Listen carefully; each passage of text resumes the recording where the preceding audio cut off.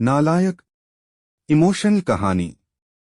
देर रात अचानक ही उनकी तबीयत बिगड़ गई। आहट पाते ही नालायक उनके सामने था। ड्राइवर बुलाने की बात हुई पर इतनी जल्दी ड्राइवर कहाँ आ पाएगा कहते हुए उसने सहज जिद और अपने मजबूत कंधों के सहारे उन्हें कार में बिठाया और तेजी से हॉस्पिटल की ओर भागा। धीरे चला नालायक, एक काम जो इससे ठीक से हो जाए। वृद्ध उस पर चीखें, आप ज्यादा बातें ना करें बाबूजी, बस तेज सांसें लेते रहिए, हम हॉस्पिटल पहुंचने वाले हैं। अस्पताल पहुंचकर उन्हें डॉक्टरों की निगरानी में सौंप वो बाहर चहलकदमी करने लगा। बचपन से आज तक अपने लिए वो नालायक ही सुनते आया था। नालायक फिर से फेल हो गया। नालायक को अपने यहाँ कोई चपरासी भी ना रखे, कोई बेवकूफ ही इस नालायक को अपनी बेटी देगा। बेचारी के भाग्य फूटें थे जो इस नालायक के पल्ले पड़ गई। बाबूजी की सुन दोनों भाई और बाकी सदस्य भी उसे नालायक ही बुलाते हैं। बस एक माँ ही है जिसने उसके असल नाम को अब तक जीवित रखा है,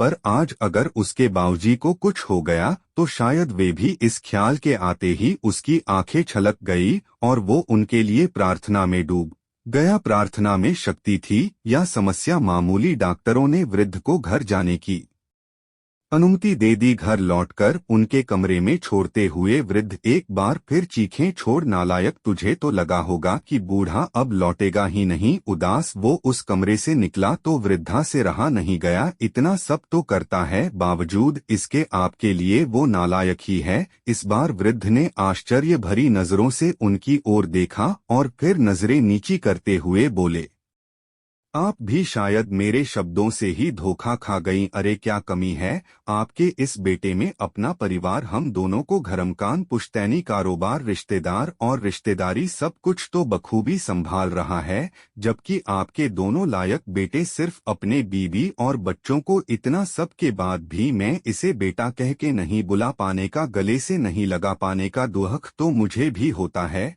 पर उससे भी अधिक डर लगता है कि कहीं ये भी लायक ना बन जाए। आप चाहें तो इसे मेरा स्वार्थी कह ले। कहते हुए उन्होंने अपने हाथ जोड़ दिए, जिसे वृद्धा ने झट से अपनी हथेलियों में भर लिया। दूसरी ओर दरवाजे पर खड़ा वो आंसुओं में तरबतर हो गया था। उसे लगा कि दौड़कर अपने बाबूजी के गले से लग जाए, पर ऐसा करते ही उसके बाबूजी झेंप नहीं जाते। वो अपने कमरे की ओर बढ़ गया।